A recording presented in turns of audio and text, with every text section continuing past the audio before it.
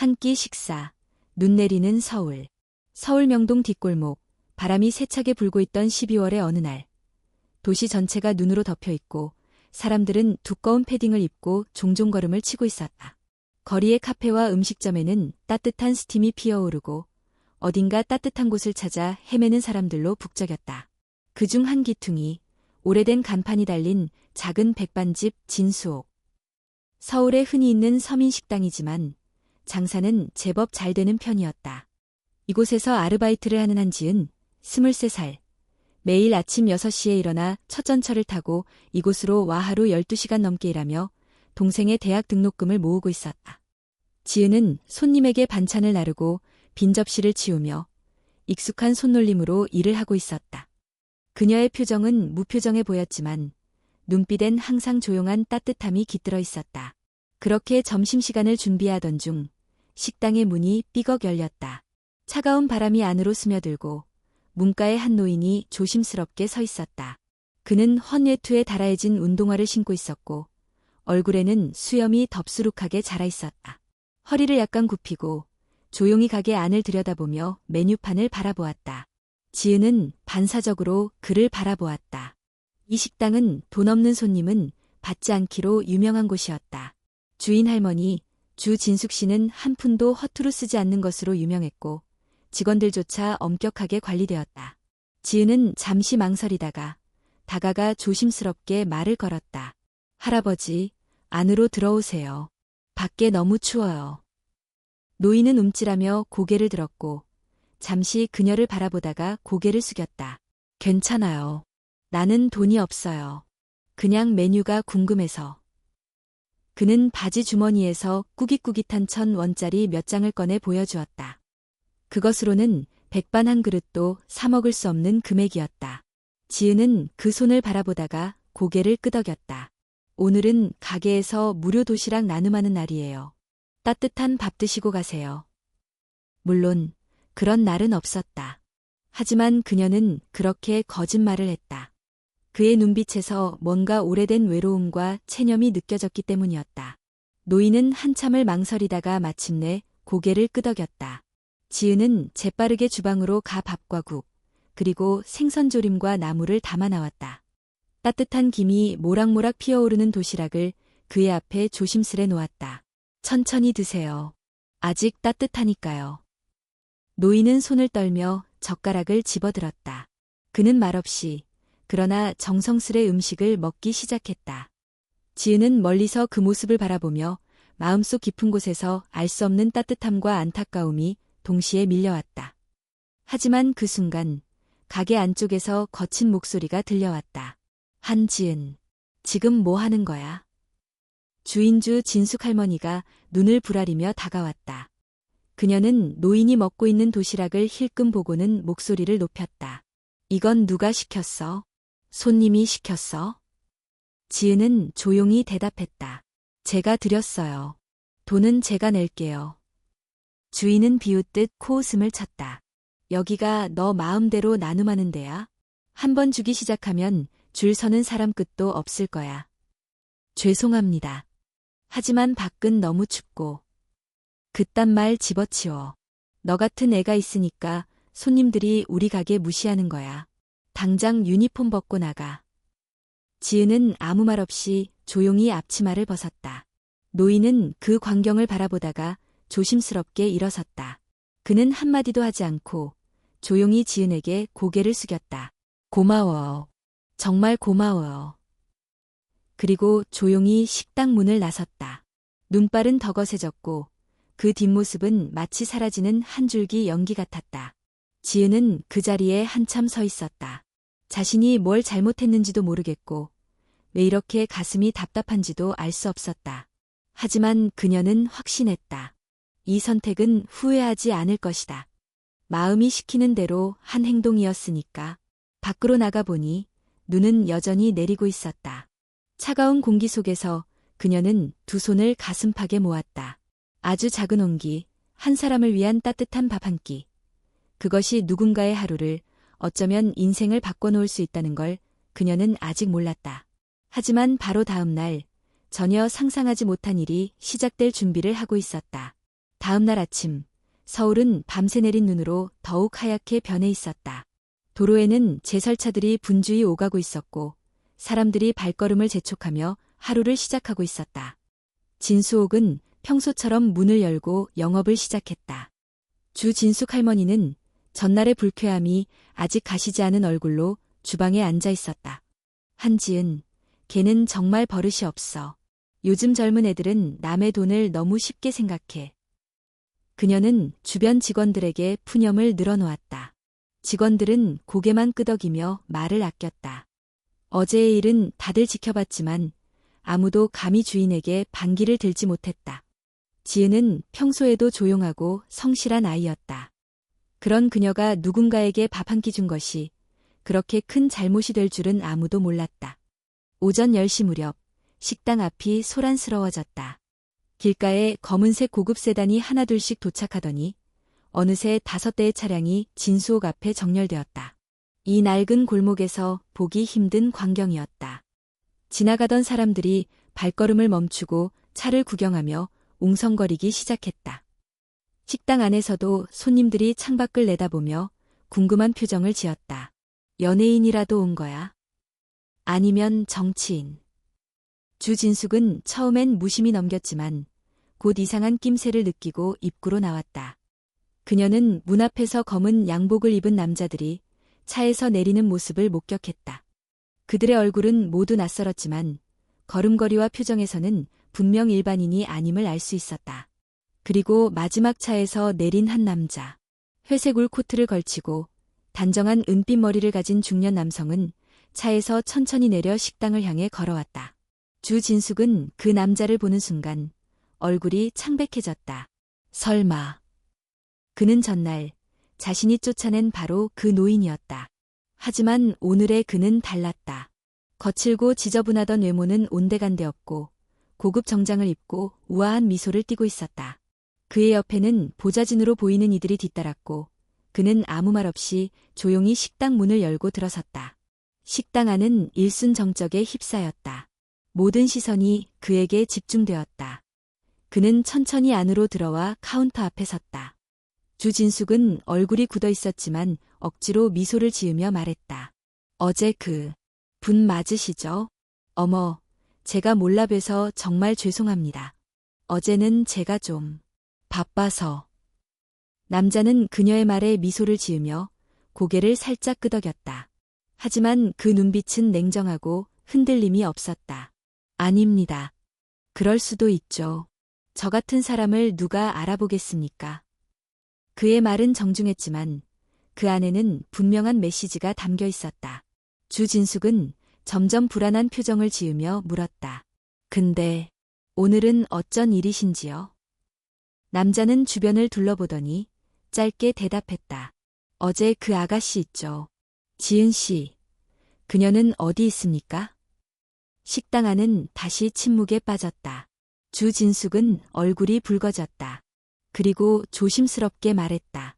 그 애는 오늘부로 일 안 합니다. 제가 그만두게 했습니다. 남자는 눈썹을 살짝 치켜 올렸다. 그렇습니까? 이유가 궁금하군요. 주진숙은 움찔했지만 애써 자신을 방어하며 말했다. 여긴 제 가게고 제 규칙이 있습니다. 아무리 좋은 일이라도 허락 없이 음식을 나눠주면 안 되죠. 그는 고개를 끄덕였다. 이해합니다. 하지만 어제 그 따뜻한 한 끼 덕분에 오늘의 제가 있습니다. 그 말에 식당 안 손님들은 술렁이기 시작했다. 어제 무슨 일이 있었던 거야? 설마 그분이 거지로 가장하고 온 거야? 남자는 식당 중앙에 있는 빈자리에 조용히 앉았다. 그리고 주머니에서 명함 하나를 꺼내 테이블 위에 올려놓았다. 명함에는 이도현 대표, 동해복지재단이라는 글자가 인쇄되어 있었다. 이도현, 복지 분야에서 이름이 알려진 재벌 출신 기업가. 그는 평생을 기부와 복지 활동에 헌신한 인물로 뉴스에서도 종종 다뤄지던 인물이었다. 주진숙은 명함을 본 순간 눈을 크게 뜨며 입을 틀어막았다. 그녀의 다리는 후들거리기 시작했다. 대표님. 이도현은 조용히 고개를 끄덕였다. 맞습니다. 어제는 제가 의도적으로 행색을 꾸몄습니다. 사람들의 반응을 보고 싶었거든요. 그는 식당 안을 천천히 둘러보며 말을 이었다. 그런데 참 안타깝더군요. 단 한 사람만이 저에게 손을 내밀었습니다. 식당 안의 공기는 점점 무거워졌다. 손님들은 숨죽이며 그의 말을 들었다. 주진숙은 얼굴이 하얗게 질렸다. 한지은 씨는 이제 저희 재단의 특별 프로젝트를 맡게 될 예정입니다. 앞으로 그녀는 도움이 필요한 사람들을 직접 찾아가 돕는 일을 할 겁니다. 그 말에 주변 사람들의 입에서 감탄이 흘러나왔다. 지은이, 그녀가 어떻게 그런 자리에?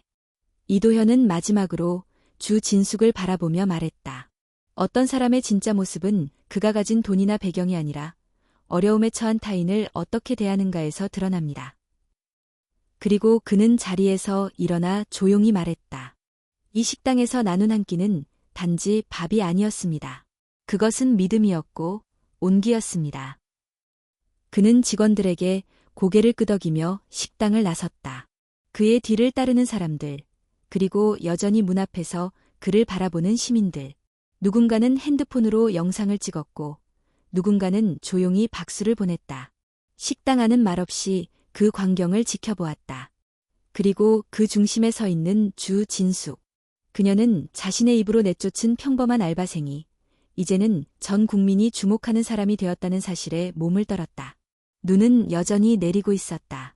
하지만 그날의 눈은 어제와 달랐다. 어제는 차가웠지만 오늘은 무언가 따뜻한 것이 함께 내리고 있었다. 지은은 자신에게 벌어진 일들이 도무지 현실 같지 않았다.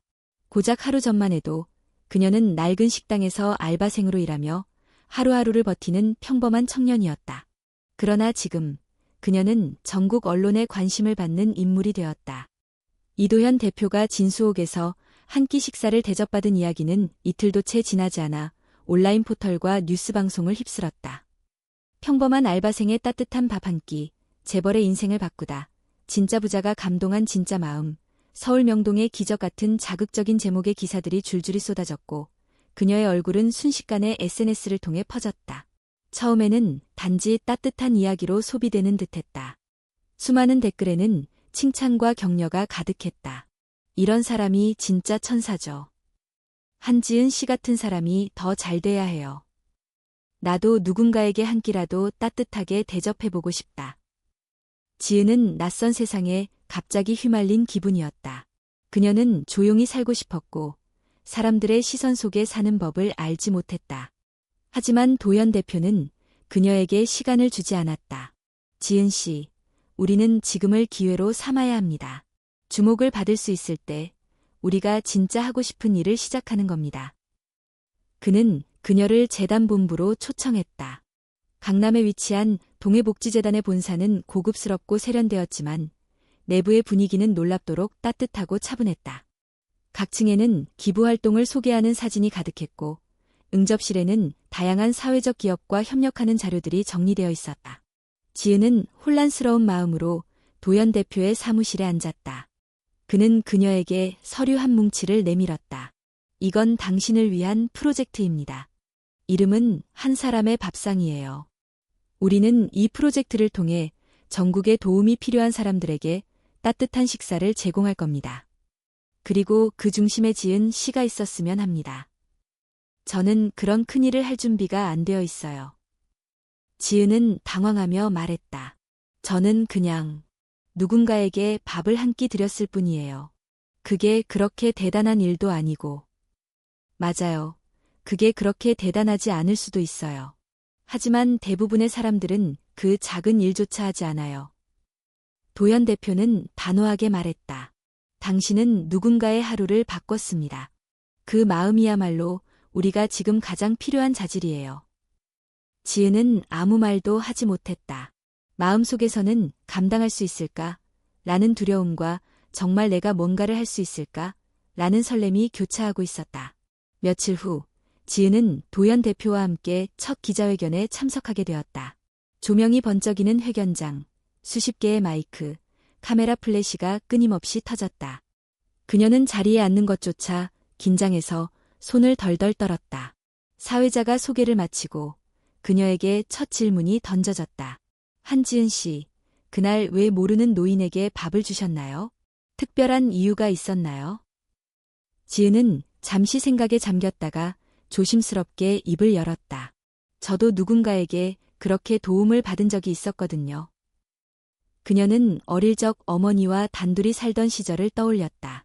어머니가 병원에 입원해 있었고 식사조차 제대로 하지 못하던 어느 겨울, 동네 분식집 아주머니가 따뜻한 떡볶이를 건네며 아무 말 없이 등을 토닥여 주었던 그 기억이 떠올랐다. 그 따뜻함이 제 안에 남아 있었던 것 같아요. 그래서 저도 누군가에게 그런 따뜻함을 전하고 싶었어요. 회견장이 조용해졌다. 수많은 카메라가 그녀의 얼굴을 비추고 있었다. 누군가가 조용히 박수를 쳤고 이내 그 박수는 커다란 응원으로 번졌다. 기자회견이 끝난 후 지은은 인터넷에 또 다른 기사들을 보게 되었다.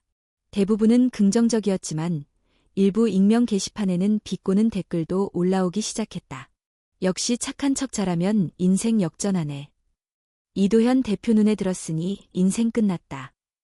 방송 타기 위한 연출 아니었을까? 그녀는 혼란스러웠다. 사람들의 시선이 따뜻하기만 한 것은 아니었다. 누군가는 시기했고 누군가는 의심했다. 그녀는 자신이 비난받을 만한 일을 하지 않았다는 것을 알지만 그럼에도 마음 한편이 아팠다. 다음 날 아침 그녀는 조용히 명동 골목을 다시 찾았다. 진수옥은 그대로 있었지만 문은 굳게 닫혀 있었다. 가게 유리창에는 임시 휴업이라는 문구가 붙어 있었고 주변 상인들은 낮은 목소리로 이야기하고 있었다. 근호인 사건 이후로 손님이 뚝 끊겼대. 사람들이 인터넷에서 엄청 욕하잖아. 지은은 문 앞에 조용히 섰다. 그녀는 그곳에서의 기억이 몹시 복잡했다. 분노도 있었지만 연민도 함께였다. 주 진숙 할머니는 잘못을 했지만 그녀 또한 이 세상에 단단히 매달려 살아가던 사람이었다. 그 순간 어디선가 한 중년 여인이 다가왔다. 손에는 낡은 장바구니가 들려 있었고 얼굴에는 깊은 주름이 패여 있었다. 혹시 당신이 그 지은 아가씨 맞죠? 지은은 놀라 고개를 끄덕였다. 여인은 살짝 미소 지으며 말했다. 고맙습니다. 우리 집 아들이 당신 영상 보고 며칠 만에 처음 묻더라고요. 그 말에 지은의 눈이 커졌다. 여인은 조용히 그녀의 손을 잡았다. 사람들한테 따뜻한 마음을 전해줘서 고마워요. 진심으로. 그녀는 아무 말도 하지 못한 채 그 손을 꼭 잡았다. 자신이 어떤 거창한 일을 한 것이 아니라는 건 알았다. 하지만 그녀의 작은 행동 하나가 이렇게 멀리까지 퍼질 수 있다는 사실이 그녀의 가슴을 다시 뜨겁게 만들었다. 그리고 그 순간 그녀는 마음속 깊이 결심했다. 이 프로젝트를, 이 길을 진심으로 해보자고. 두려움이 아무리 크더라도 따뜻함은 더 멀리 간다는 믿음으로. 지은은 며칠 전까지만 해도 매일같이 손님들의 눈치를 보며 허리를 굽히고 일하던 평범한 알바생이었다. 그러나 이제 그녀는 전국적인 화제의 인물이었다. 기자회견 이후 그녀의 이름은 따뜻한 마음을 가진 천사로 불리며 방송과 인터넷을 통해 퍼져나갔다. 하지만 동시에 시작된 익명의 악성 댓글과 루머들로 인해 그녀의 마음은 복잡하기만 했다. 특히 어느 블로그에 올라온 글은 그녀의 마음을 크게 흔들었다. 한지은, 고등학교 때 전학 다닌 애 맞지 않음? 쟤 원래도 착한 애는 아니었는데. 지금 이미지 메이킹 제대로 하네. 불쌍한 척, 선한 척 아주 능숙하던데? 처음 보는 닉네임으로 남겨진 글이었다. 글쓴이의 정체는 알 수 없었지만 글에 담긴 의도는 분명했다. 그녀의 과거를 파헤치려는 누군가의 악의적인 움직임. 지은은 한참을 화면을 들여다보다 핸드폰을 꺼버렸다. 과거는 묻고 가고 싶었는데. 그녀는 다시 떠오른 학창시절의 기억에 머리를 감싸쥐었다. 전학을 반복했고 경제적 사정으로 급식을 못 먹던 날도 많았다. 그로 인해 따돌림도 받았고 결국 고등학교를 중퇴해야만 했다. 그런 그녀가 다시 사회에 적응하기까지는 오랜 시간이 걸렸다. 그리고 겨우 자리를 잡은 것이 명동의 식당 아르바이트였다. 그녀는 마음을 다잡기 위해 동해복지재단으로 발걸음을 옮겼다. 도현 대표가 기다리고 있었다. 그의 사무실에 들어서자 그는 조용히 책상 위 서류를 그녀에게 내밀었다. 이건 우리가 앞으로 진행할 한 사람의 밥상 1차 사업 계획이에요. 전국에서 도움이 필요한 100가정을 선정해서 일정 기간 동안 매일 따뜻한 식사를 전달할 거예요. 지역 자원봉사자들과 연계해서요. 지은은 조심스럽게 서류를 펼쳤다. 치밀하게 구성된 기획서와 예산안, 진행 일정, 협력단체 명단이 정리되어 있었다. 이 모든 것을 자기가 책임져야 한다고 생각하니 다시 가슴이 조여왔다. 대표님, 일을 제가 잘 해낼 수 있을까요? 도연은 미소를 머금은 채 그녀를 바라봤다. 지은 씨, 당신이 잘하고 있다는 건 지금 여기에 있다는 사실만으로도 증명된 거예요. 우리는 따뜻한 마음을 가진 사람과 함께하고 싶습니다. 완벽하지 않아도 괜찮아요. 우리 팀이 함께할 겁니다. 그 순간 사무실 문이 노크 소리와 함께 열렸다. 한 명의 여성이 들어왔다. 단정한 정장 차림에 지적인 분위기를 풍기는 인상이었다. 지은 씨, 안녕하세요. 저는 재단의 기획팀장 박하늘입니다. 앞으로 이 프로젝트를 함께 이끌어 나가게 될 거예요. 지은은 조심스럽게 인사를 건넸고 하늘 팀장은 그녀를 안내하여 사무실과 구성원들을 소개해 주었다. 대부분의 직원들은 따뜻한 시선으로 그녀를 반겨주었다. 하지만 어떤 직원은 차가운 눈빛을 피하지 않았다. 이슈만 되면 다 책임자네. 언제까지 이런 분위기로 끌고 가려나. 지은은 그 말들이 가슴에 꽂혔지만 아무 말도 하지 않았다. 그녀는 지금 자신이 환영받기엔 너무 갑작스럽게 위로 올라왔다는 것을 알고 있었다. 며칠 뒤 첫 활동 지역으로 선정된 충남 논산으로 내려가 현장 조사를 하게 되었다. 낡은 승합차를 타고 도착한 마을은 예상보다 훨씬 낙후되어 있었다. 골목마다 쓰러질 듯한 집들과 횡한 놀이터, 무표정한 아이들. 그곳에서 그녀는 첫 번째 대상자 가족을 만났다. 할머니, 어머니, 두 자녀로 구성된 쌓인 가정. 어머니는 암투병 중이었고 가장이던 아버지는 몇 달 전 사고로 세상을 떠났다. 지금은 친척집 신세를 지고 있어요. 아이들 밥 챙기는 것도 쉽지 않아요. 할머니는 눈시울을 붉히며 말했다. 지은은 말없이 아이의 손을 잡았다. 차가운 손, 말 없는 눈동자. 자신도 그런 시절이 있었기에 아이의 마음이 그대로 전해졌다. 그날 밤 숙소로 돌아온 지은은 잠을 이루지 못했다. 아이의 눈이 자꾸 떠올랐다. 그녀는 노트북을 열어 직접 보고서를 작성했다. 사진과 상황, 느낀 점, 그리고 필요한 구체적 지원까지 빠짐없이 정리했다. 다음 날 아침, 도연 대표에게 보고서를 전송했다. 몇 시간 후 그의 답장이 왔다. 이런 보고서 처음입니다. 현장의 온기가 그대로 느껴집니다. 수고했어요. 그 짧은 문장이 지은의 가슴을 따뜻하게 채웠다. 처음으로 자신이 무언가에 쓸모있는 존재라는 확신이 들었다. 그러나 서울로 돌아오자마자 또 다른 소식이 그녀를 기다리고 있었다. 지은 씨, 혹시 고등학교 때 친구였다는 사람이 인터뷰 요청을 했다고 합니다. 하늘 팀장이 말했다. 그 사람이 뭐라고 하던가요?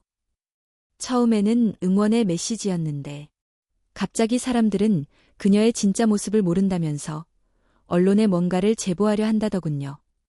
지은은 숨을 삼켰다. 그리고 오래전 떠난 고향의 이름이 머릿속에 스쳤다. 과거는 생각보다 쉽게 그녀를 놓아주지 않았다. 다음 화에서는 지은의 과거가 점차 드러나기 시작하고 그녀를 향한 세상의 시선이 다시 변화하게 됩니다. 원하신다면 5화를 바로 이어서 작성해 드릴게요. 지은은 하늘 팀장의 말을 들은 뒤 밤새 잠을 이루지 못했다. 그녀는 오래전 묻어둔 이름 하나를 떠올렸다.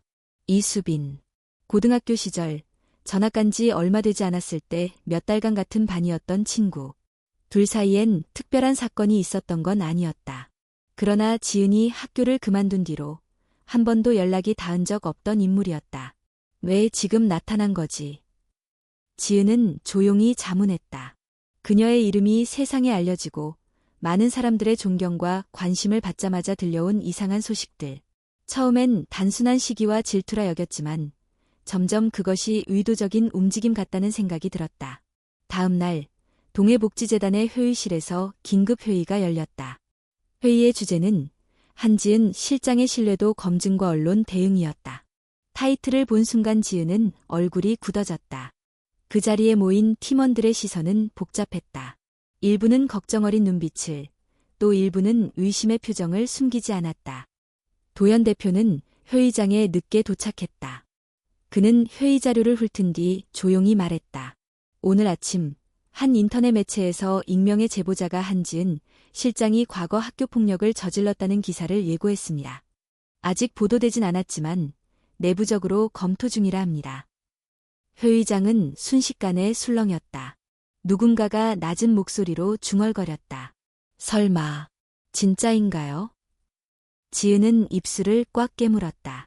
억울하다는 감정보다 앞선 것은 두려움이었다. 자신이 아무리 무죄를 입증해도 이미 세상은 결과보다 의혹 자체를 믿으려 들 것이란 걸 알고 있었다. 하늘 팀장이 조심스럽게 말했다. 대표님, 저희가 해당 시기에 학교 측에 정식으로 사실 확인 요청을 넣는 것이 좋겠습니다. 동시에 한 실장님께서 개인적으로 이 제보자와 관련된 기억이 있는지 정리해 주시면 좋겠습니다. 지은은 무겁게 고개를 끄덕였다. 회의가 끝나고 도현 대표는 그녀를 따로 불렀다. 사무실에 마주 앉은 그는 한참을 침묵하다가 조용히 입을 열었다. 지은 씨, 혹시 당신의 과거 중 이야기를 설명해 줄 수 있는 부분이 있습니까? 지은은 고개를 떨궜다. 그리고 깊게 숨을 들이쉰 뒤 마침내 말했다. 고등학교 2학년 때 저는 중퇴를 했습니다. 이유는 경제적인 사정 때문이었어요. 그 당시 학교에서 따돌림을 당하기도 했고 교내에선 저에 대해 온갖 소문이 돌았습니다. 어떤 아이는 제가 도둑질을 했다고 말했고 또 어떤 아이는 제가 다른 반 친구를 때렸다고 했죠. 하지만 그건 전부 거짓말이었어요. 저는 싸움조차 제대로 해본 적이 없습니다. 그녀는 손을 움켜쥐며 말을 이었다. 그때 제가 침묵했던 건 반박할 힘도 지지해줄 사람도 없었기 때문이에요. 결국 전 학교를 떠났고 그 기억을 잊고 살아왔어요. 그런데 지금 그 기억이 저를 따라온 것 같아요. 도현 대표는 그녀의 말을 조용히 듣고 있었다. 눈빛은 흔들리지 않았다. 그렇다면 우리는 당신을 믿고 대응할 겁니다. 증거가 있다면 모으고 당신을 지지하는 사람들이 있다는 걸 보여줘야 해요. 지은은 그의 말에 고개를 끄덕였지만 마음 한켠엔 여전히 불안이 가시지 않았다. 며칠 뒤 결국 그 기사는 세상에 공개되었다. 한지은 실장, 따돌림의 피해자였나 가해자였나? 라는 자극적인 제목이었다. 기사엔 이수빈이라는 인물의 인터뷰도 포함되어 있었다. 그녀는 말끝을 흐리며 이렇게 말했다. 다들 그녀가 따뜻한 사람이라고 말하지만 제가 기억하는 한지은은 그렇지 않았어요. 댓글은 순식간에 양분되었다. 또 이미지 마케팅이네. 진실은 항상 나중에 나오지. 고작 하나의 제보로 사람을 판단하나. 그때 일이 사실이든 아니든 지금 그녀가 하는 일은 진짜잖아. 지은은 다시 고요한 전쟁터에 던져졌다. 그녀는 재단 내외의 신뢰를 회복해야 했고 동시에 외부의 의심과 싸워야 했다. 이런 와중 재단으로 한 통의 익명 편지가 도착했다. 연한 하늘색 봉투, 정갈한 글씨체. 내용은 짧았지만 선명했다. 그녀는 제가 본 사람 중 가장 조용하고 상냥했던 친구였습니다. 제게 급식을 나눠준 유일한 아이였죠. 그 시절 그녀가 어떤 오해를 받았던 건 안타까운 일이었습니다. 편지에는 이름이 적혀 있지 않았다. 하지만 지은은 그 글을 읽으며 무언가 가슴속에서 녹아내리는 것을 느꼈다. 누군가는 그녀를 기억하고 있었다. 제대로, 따뜻하게. 도현 대표는 그 편지를 기사와 함께 재단의 공식 SNS에 공유했다. 우리는 선한 기억을 믿습니다. 라는 짧은 멘트와 함께. 그리고 놀라운 일이 벌어졌다. 그 게시물에는 수많은 사람들이 댓글을 남기기 시작했다. 저도 지은 씨가 저희 할머니를 도와준 적 있어요. 어릴 적 같은 동네에 살았어요. 항상 인사 잘하던 아이였어요. 이런 사람에게 돌을 던지는 건 너무 잔인한 일 아닌가요? 세상의 시선은 다시 흔들렸다. 지은은 고요히 숨을 돌렸다. 그녀는 자신을 지키고 있는 따뜻한 목소리들이 있다는 것을 처음으로 확신할 수 있었다. 그리고 그녀는 결심했다. 더 이상 과거에서 도망치지 않겠다고. 진심은 언젠가 반드시 닿는다는 것을 믿고 앞으로 나아가겠다고. 익명의 편지 이후 한지은을 둘러싼 여론은 눈에 띄게 변화하기 시작했다. 과거를 파헤치던 자극적인 기사들 대신 그녀의 현재 행보에 주목하는 기사들이 늘어났다. 상처를 품고도 남을 돕는 그녀, 진심일까? 과거 아닌 현재로 말하는 사람 같은 제목의 기사들이 언론을 타기 시작하면서 사람들의 시선은 점차 이성으로 돌아오기 시작했다. 하지만 지은은 결코 안심하지 않았다. 여론은 언제든 변할 수 있었고 그녀가 이 일에 뛰어든 이유는 명예나 인기 때문이 아니었기 때문이다. 그녀는 더 많은 사람들에게 손을 내밀 수 있는 일에 집중하고 싶었다. 그날 아침 재단 회의실에는 한 사람의 밥상 사업을 위한 본격적인 실무회의가 열렸다. 지은은 프로젝트 매니저 자격으로 가장 앞자리에 앉아 있었다. 그녀는 지난 일주일 동안 밤늦게까지 조사하고 정리한 자료들을 바탕으로 프레젠테이션을 준비했다. 현재까지 1차 선정된 지역은 총 3곳이며 각 지역에는 평균 30가정이 포함되어 있습니다. 자원봉사 인력은 지역별 NGO 및 주민센터와 협력 중이며 식자재 공급은 로컬푸드 연계업체와 계약을 조율 중입니다. 지은의 설명은 명확했고 자료는 구체적이었다. 함께 자리한 도연 대표는 고개를 끄덕이며 말했다. 좋습니다. 이대로 일정대로 진행한다면 다음 주부터는 첫 배달이 시작되겠군요. 네, 단 한 가지 문제가 있습니다. 지은은 조용히 말을 이었다. 서울 북부 지역의 자원봉사 인력이 부족한 상황입니다. 고령화된 지역 특성상 정기적으로 활동할 수 있는 인력이 매우 제한적이에요. 그래서 해당 지역에서는 청년 자원봉사자 모집을 공개적으로 진행하고자 합니다. 하늘 팀장이 물었다. 자원봉사자에게는 어떤 방식으로 동기를 부여할 예정이신가요? 지은은 미리 준비한 플랜을 펼쳤다. 청년 자원봉사자들에게는 단순한 시간 기부가 아닌 사회적 경험으로 이어질 수 있는 구조를 만들고 싶습니다. 이를 위해 지역 소상공인들과 연계해 봉사활동 후 무료 식사나 음료를 제공하는 쿠폰을 지급할 예정이며 장기 봉사자는 재단 차원에서 희망 장학 프로그램에도 연계할 수 있도록 구상하고 있습니다. 회의장에 조용한 감탄이 흘렀다. 누군가는 이렇게 말했다. 진짜 생각이 깊으시네요. 이런 디테일은 몇 년은 일해봐야 나오는 건데. 지은은 미소도 짓지 않았다. 그녀는 아직 가야 할 길이 멀다는 걸 알고 있었다. 회의가 끝나고 도연 대표는 조용히 그녀에게 다가와 말했다. 지은 씨, 당신은 이 일을 할 자격이 충분해요. 그리고 당신이 걸어온 길이 지금 이 일을 더 진실되게 만들어주는 거예요. 부끄러워하지 말아요. 그 말은 지은에게 큰 위로가 되었지만 곧장 마주한 현실은 또 다른 시련이었다. 그날 저녁 자원봉사자 모집을 위한 SNS 캠페인이 시작되었고 곧이어 한 인터넷 커뮤니티에 의도적으로 편집된 영상이 올라왔다. 영상에는 지은이 과거 식당에서 해고되는 장면 일부와 함께 그녀가 현재 수천만 원 규모의 사업을 책임지고 있는 모습이 비교되며 자막이 덧붙여져 있었다. 가짜 천사. 불쌍한 척으로 인생 역전한 그녀의 정체는? 댓글에는 다시 의심의 목소리들이 고개를 들기 시작했다. 너무 급작스럽지 않냐? 이 정도면 누가 뒤에서 조종하는 거 아님? 솔직히 눈물파리 같음. 지은은 영상을 보며 숨을 삼켰다. 익숙한 이름 하나가 댓글 속에 있었다. 바로 이수빈. 그 댓글은 이렇게 적혀 있었다. 나도 아는 애인데 진짜 웃기다. 언젠간 진실은 드러나겠지. 지은은 처음으로 분노를 느꼈다. 그간 그녀는 모든 공격을 묵묵히 받아들였지만 이제는 아니다. 그녀가 침묵하는 사이 누군가는 계속해서 그녀의 진심을 왜곡하고 있었다. 다음 날 그녀는 도현 대표에게 전화를 걸었다. 대표님, 인터뷰를 하겠습니다. 제 이야기를 직접 말하고 싶습니다. 도현은 한참 침묵하다 말했다. 준비됐나요? 아니요. 하지만 기다리다가는 더 많은 왜곡이 퍼질 거예요. 제가 직접 말해야 해요. 사실이든 오해든 제가 감당하겠습니다.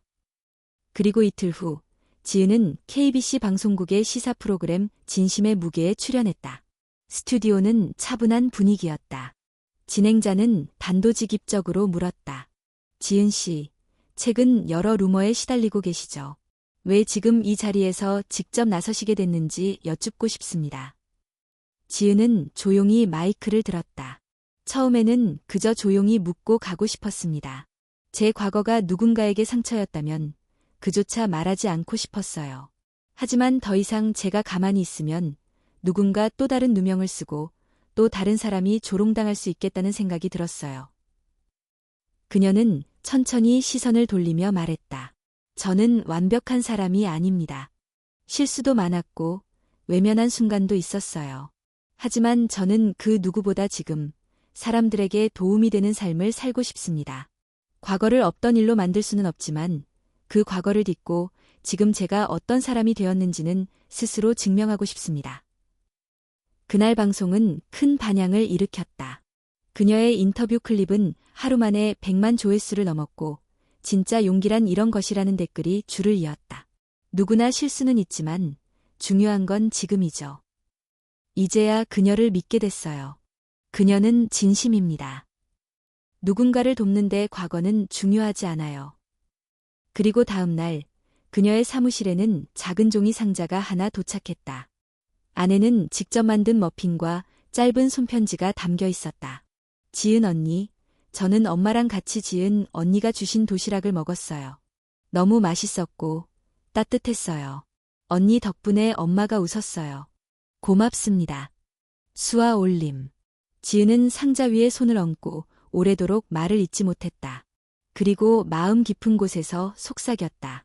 이것이 내가 멈추지 않는 이유야. 지은의 방송 인터뷰 이후 여론은 확실히 달라지기 시작했다. 그녀를 향한 의심은 빠르게 사라졌고 대중은 그녀의 용기와 진심을 인정하기 시작했다.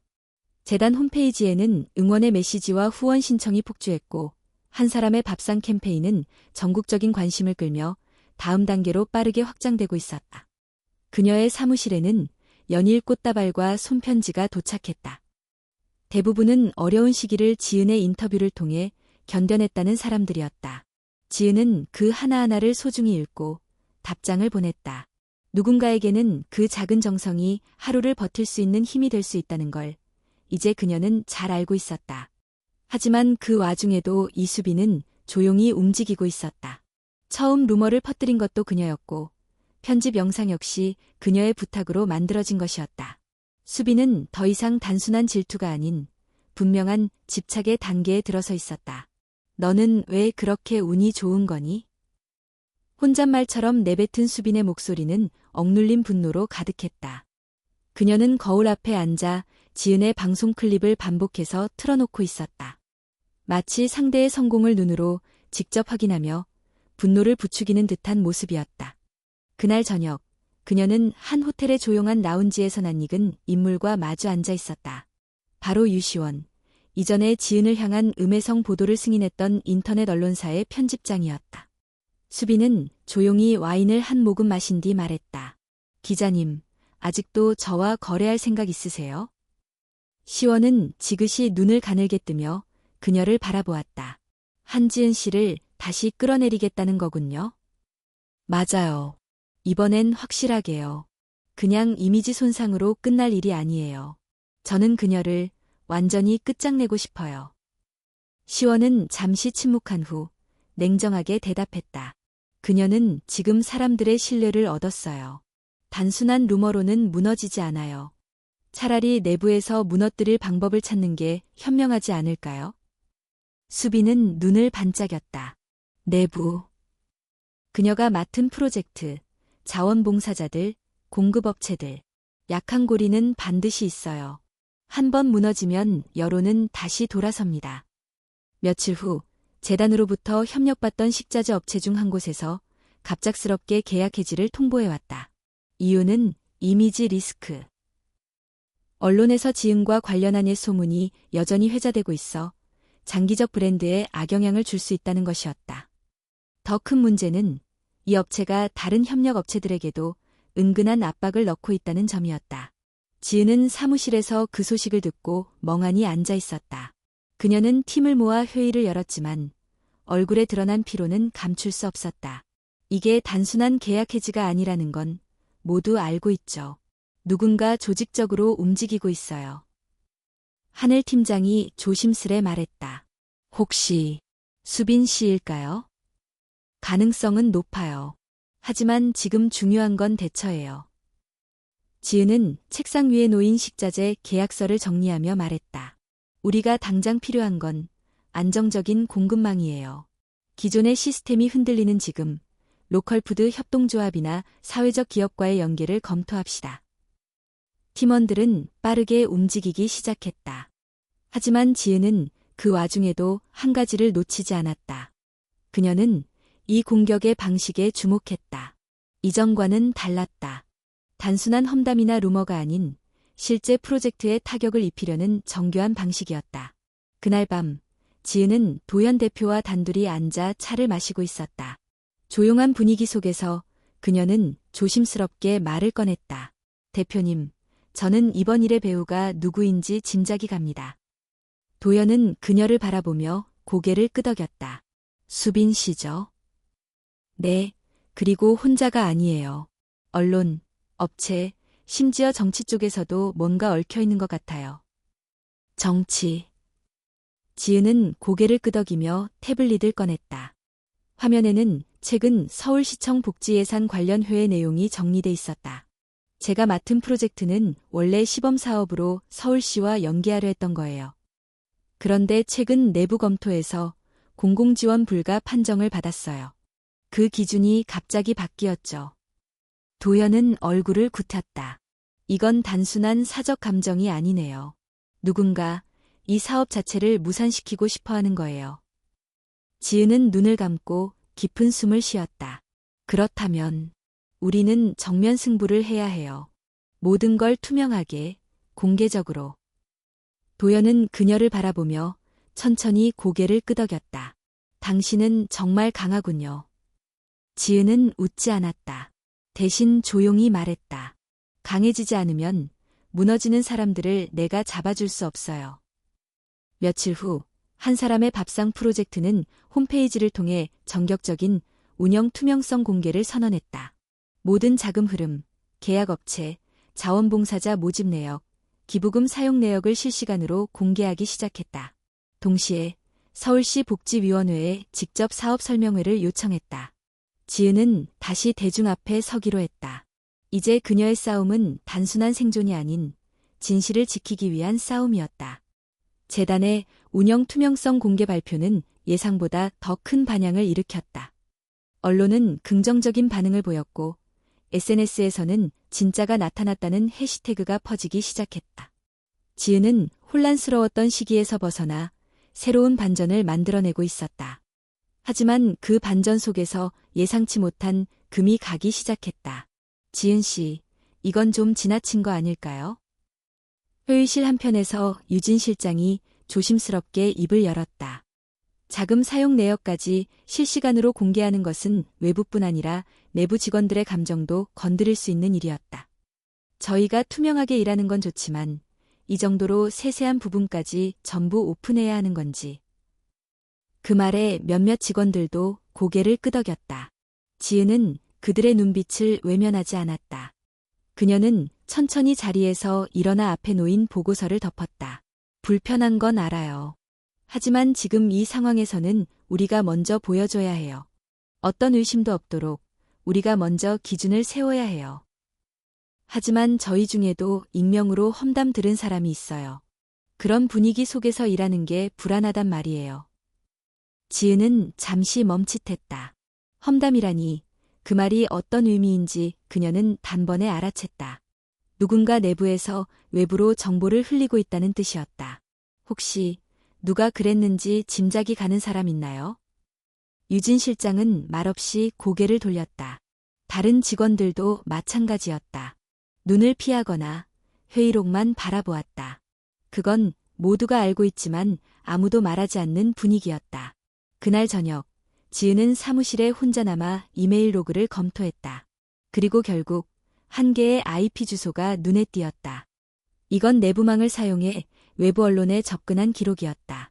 그리고 그 IP는 유진 실장의 자리였다. 지은은 손을 떼지 못하고 한참 동안 화면을 바라보았다. 배신감, 슬픔, 그리고 이해하고 싶은 마음이 뒤엉켜 가슴이 답답해졌다. 그녀는 그날 밤 조용히 유진 실장을 따로 불러냈다. 카페 구석 자리에서 마주 앉은 두 사람 사이에는 이상한 긴장감이 흘렀다. 유진 씨, 왜 그랬어요? 지은의 목소리는 차분했지만 눈빛은 흔들리고 있었다. 유진은 처음에는 아무 말도 하지 않았다. 커피를 한 모금 마신 뒤 한숨을 내쉬며 입을 열었다. 전 처음부터 이 프로젝트가 이렇게 커질 줄 몰랐어요. 그래서 익명으로 제보하고 내부 문서까지 흘린 거예요. 처음엔 단순한 경고였어요. 지은 씨가 너무 혼자서 모든 걸 감당하는 것 같아서. 근데 나중엔 그냥 억울했어요. 모든 공은 지은 씨에게 가고 우리는 뒤에 있는 그림자 같았으니까. 지은은 말없이 고개를 숙였다. 유진의 말에는 분명 감정이 실려 있었다. 단순한 시기나 질투가 아니었다. 그것은 함께하지만 인정받지 못한 사람의 외침이었다. 미안해요. 내가 너무 앞서갔나 봐요. 지은 씨가 틀렸다는 게 아니에요. 단지 저도 이곳에서 중요한 사람이란 걸 인정받고 싶었어요. 이젠 어떻게 할 건가요? 유진은 잠시 침묵하다가 고개를 들었다. 내일 사직서를 낼게요. 이 팀에 더 있는 건 맞지 않는 것 같아요. 난 당신이 떠나길 바라지 않아요. 유진은 놀란 눈으로 지은을 바라보았다. 하지만 당신이 했던 잘못은 분명 책임져야 해요. 하지만 그보다 더 중요한 건 내가 지금 누구와 함께 이 길을 걸어가고 싶은가예요. 난 진심이었던 당신을 잊지 않았어요. 유진은 말없이 눈을 감았다. 그리고 조용히 고개를 숙였다. 내가 떠날 필요 없게 해줘요. 앞으로는 정면에서 싸울게요. 그날 이후 유진 실장은 이전보다 더 강한 책임감으로 일을 이어갔다. 직원들 사이에서도 다시 신뢰가 회복되기 시작했다. 내부의 금은 메워지고 있었고 그만큼 외부의 맞설 힘도 커지고 있었다. 그러던 중 지은은 서울시로부터 뜻밖의 연락을 받았다. 복지 예산 심사 과정에서 한 사람의 밥상 프로젝트가 재검토 대상에 올랐다는 소식이었다. 내부적으로도 강력한 추천이 있었다는 말이 덧붙여졌다. 내부 추천. 누가 그런 걸. 지은은 의아했지만 그 의문은 며칠 후 풀렸다. 복지예산 실무를 맡고 있던 강도윤 사무관이 찾아온 것이다. 지은 씨, 오래간만이에요. 지은은 놀랐다. 강도윤은 대학 시절 같은 과 선배였다. 당시에도 학내 복지 활동에 관심이 많던 인물이었고 졸업 후에도 꾸준히 공공 분야에 몸담고 있었다. 강 선배, 여기 계셨군요. 오랜만에 보니 훌륭해졌네. 나도 내 기사 보면서 많이 생각했어. 처음엔 믿기지 않았는데 방송 인터뷰 보고 마음이 바뀌더라. 감사해요. 하지만 지금 여론도 다시 뒤집힐 수 있어요. 누군가 아직도 프로젝트를 무너뜨리려 하고 있어요. 도윤은 고개를 끄덕였다. 알고 있어. 그 세력도 누가 움직이는지도. 하지만 나도 나름대로 움직이고 있어. 너 혼자 싸우는 거 아니야. 지은은 그 말에 처음으로 마음이 풀어지는 걸 느꼈다. 누군가가 묵묵히 같은 편에서 힘을 보태고 있다는 사실은 생각보다 큰 힘이 되었다. 며칠 후 서울시 복지위원회에서 주최한 공식 설명회가 열렸다.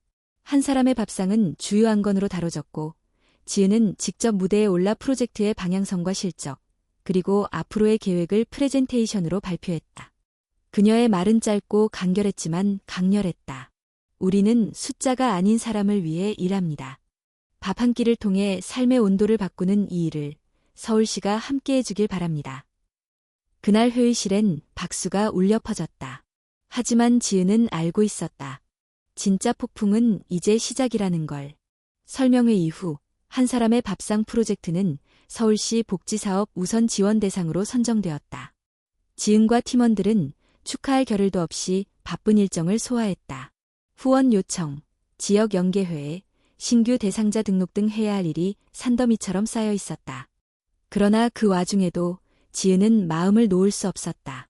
이유 없는 불안감이 자꾸만 그녀의 발목을 잡았다. 그리고 그 불안은 결국 현실이 되었다. 일요일 저녁, 각종 포털 사이트에 뜬금없는 기사들이 도배되었다.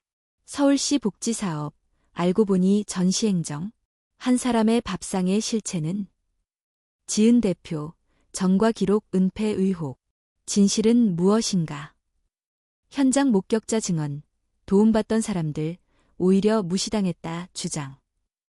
내용은 터무니없는 비방과 의혹들로 가득했다. 실체 없는 익명 제보와 왜곡된 발언들. 더 큰 문제는 이 기사가 순식간에 퍼져나갔다는 것이었다. SNS는 물론 커뮤니티, 유튜브까지 지은을 향한 온갖 루머가 번지기 시작했다. 팀 내 분위기는 순식간에 얼어붙었다. 이건 명백한 공격이에요. 계획적이에요. 유진 실장은 얼굴이 굳어 있었다. 지은은 차분한 얼굴로 모니터를 응시하고 있었지만 손끝이 미세하게 떨리고 있었다. 유진이 조용히 물었다. 혹시 누가 한 일인지 감이 와요? 지은은 천천히 고개를 끄덕였다. 있어요. 내가 예전에 거절했던 사람. 지역 정치인 쪽이었어요. 프로젝트에 얽혀 이미지 메이킹 하려던 걸 단칼에 거절했거든요. 그 사람이 이걸? 그 사람은 자신의 방법으로 움직이죠. 직접 손에 피를 묻히진 않아요.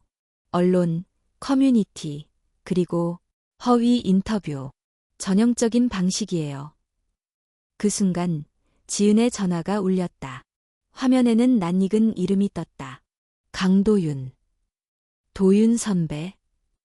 지은아, 지금 뉴스 봤지? 응. 오늘 오후에 모 정당 관계자가 기자들과 비공식 간담회를 열었어. 내용 중 대부분이 너에 대한 음해였다는 제보가 들어왔어. 이거 단순한 언론 장난 아니야. 너 정치적으로 밟히는 중이야. 그 말에 회의실 안의 공기마저 얼어붙었다. 지은은 천천히 숨을 고른 뒤 물었다. 도윤 선배, 내가 뭘 해야 할까? 반격해야 해. 조용히 넘어가면 그들은 내가 약하다고 생각할 거야. 그럼 나도 언론을 이용해야 해? 아니, 넌 내 방식으로 해야 해, 진실로. 그날 밤, 지은은 영상 하나를 직접 찍었다. 흔들리는 카메라 앞에 선 그녀는 조용하고 담담한 목소리로 말했다. 안녕하세요. 한 사람의 밥상 대표 강지은입니다. 지금 저에 대한 수많은 루머와 기사들이 돌고 있습니다. 전과자다. 사람을 무시했다. 실적을 조작했다는 말까지. 솔직히 말하면 이런 상황이 두렵습니다. 카메라가 그녀의 얼굴을 클로즈업했다. 눈빛엔 흔들림이 없었다. 하지만 전 도망치지 않겠습니다. 왜냐하면 제가 만난 수많은 사람들은 제가 어떤 사람인지 압니다. 한 끼의 밥이 어떤 희망이 되는지를 함께 느낀 분들입니다. 그녀는 영상 끝에서 한 가지를 덧붙였다. 이번 금요일 기자회견을 열겠습니다. 그 자리에 오세요. 전 진실을 말할 준비가 되어 있습니다. 영상은 업로드 24시간도 채 되지 않아 수백만 뷰를 돌파했다. 놀랍게도 댓글의 절반 이상은 지은을 응원하는 내용이었다. 이 사람, 진짜다.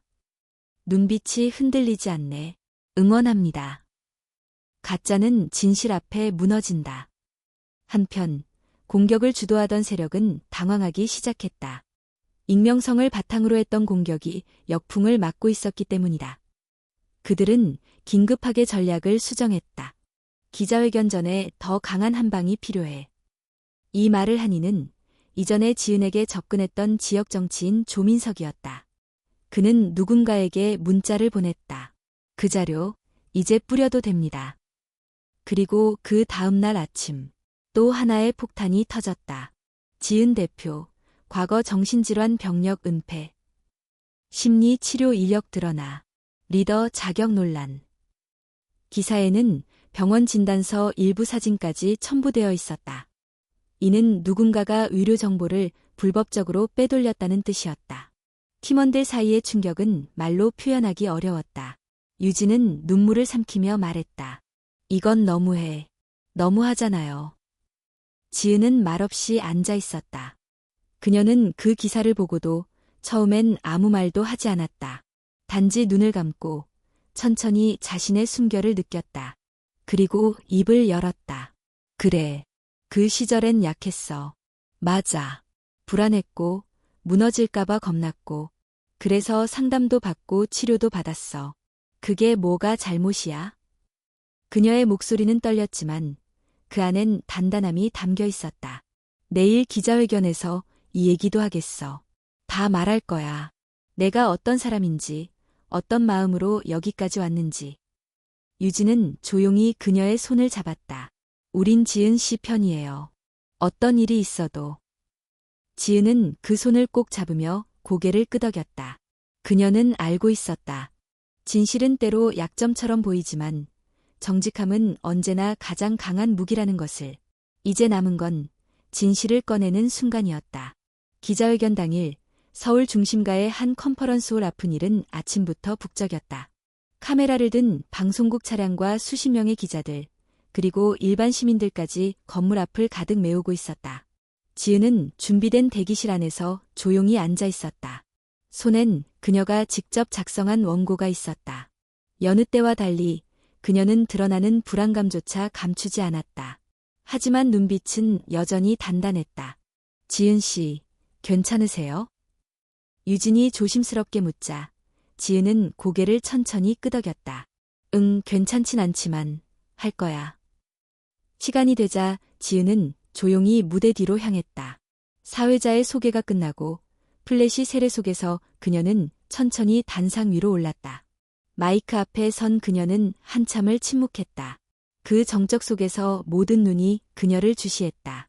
그리고 그녀가 입을 열었다. 안녕하세요. 한 사람의 밥상 프로젝트 대표 강지은입니다. 그녀는 손에 든 원고를 내려놓고 카메라를 정면으로 응시했다. 며칠 전부터 저에 대한 수많은 의혹과 루머가 돌고 있습니다. 정신질환 치료 경력부터 전과자라는 주장까지. 처음엔 무서웠습니다. 분노도 느꼈고 도망치고 싶기도 했습니다. 하지만 저는 오늘 그 모든 것에 대해 직접 말씀드리기로 결심했습니다. 그녀는 호흡을 가다듬고 말을 이었다. 네, 저는 몇 년 전 심한 불안장애를 앓았습니다. 일상이 무너지고 밤마다 숨이 막히는 날들이었습니다. 병원을 찾았고 상담도 받았습니다. 저에겐 그것이 절실한 치유의 시간이었습니다.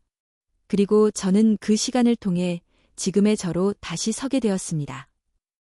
기자들 사이에서 키보드 소리가 바쁘게 울렸다. 그런 저의 과거를 조롱거리로 삼은 사람들이 있습니다. 하지만 저는 부끄럽지 않습니다. 오히려 그 경험이 있기에 지금의 한 사람의 밥상을 만들 수 있었습니다. 그녀는 잠시 뒤를 돌아보며 화면을 가리켰다. 스크린에는 프로젝트가 진행되며 도움받은 수많은 사람들의 영상이 흘러나왔다. 따뜻한 미소, 감사의 인사, 그리고 다시 일어서려는 의지가 담긴 이야기들. 이 사람들은 제가 치료받은 사람이라서 저를 무시하지 않았습니다. 그들은 함께한 사람으로 저를 기억합니다. 그녀의 말이 끝나자 잠시의 침묵이 흐른 뒤 박수가 조심스레 터져나왔다. 이어서 몇몇 기자들이 손을 들었다. 정치적 공격이라는 주장에 대해서는 어떻게 생각하십니까? 지은은 정면을 응시한 채 말했다. 어떤 의도였든 저는 진실로 대응하겠습니다. 정치적이든 아니든 저와 함께하는 사람들의 삶을 도구로 삼는 건 용납할 수 없습니다. 또 다른 기자가 물었다. 앞으로도 대표직을 계속 이어가실 건가요? 지은은 고개를 끄덕였다. 네, 제게 기회를 주신 분들, 그리고 아직도 누군가의 밥 한 끼를 기다리는 분들이 있기 때문입니다. 저는 도망가지 않습니다. 기자회견이 끝난 뒤 온라인상에는 다시 새로운 바람이 불기 시작했다. 루머로 가득했던 검색어 목록은 사라지고 진심의 사람 강지은, 치유에서 리더로, 한 사람의 밥상, 진짜 이야기 등의 키워드가 상단에 올랐다. 그날 저녁 한 사람의 밥상 본부에는 한 통의 전화가 걸려왔다. 혹시 다음 달부터 후원 등록할 수 있을까요? 저도 이런 프로젝트에 자원봉사로 참여하고 싶습니다. 하루 사이에 300건이 넘는 후원과 자원 신청이 밀려들었다. 사람들은 지은의 고백에서 정치가 아닌 사람을 보았고 스캔들이 아닌 용기를 발견한 것이다. 그날 밤 지은은 사무실 창가에 앉아 창밖을 바라보았다. 도시의 불빛이 잔잔히 퍼져나가고 있었다. 그녀는 천천히 손에 쥔 펜으로 노트에 한 줄을 적었다. 상처는 나를 약하게 하지 않는다. 진심은 언제나 돌아온다. 그리고 다음 날 아침, 지은은 다시 한 사람의 밥상 현장으로 나섰다. 그녀를 기다리는 사람들, 함께 걷는 동료들, 그리고 아직 도와야 할 수많은 이름 없는 얼굴들이 있었다. 기억하라. 한 사람의 밥상은 단지 밥 한 끼가 아니다. 그것은 누군가가 다시 일어설 수 있게 하는 손, 꺼져가는 등불에 다시 불을 붙이는 숨결이다. 그리고 그 모든 시작은 단 한 사람의 용기에서 비롯되었다.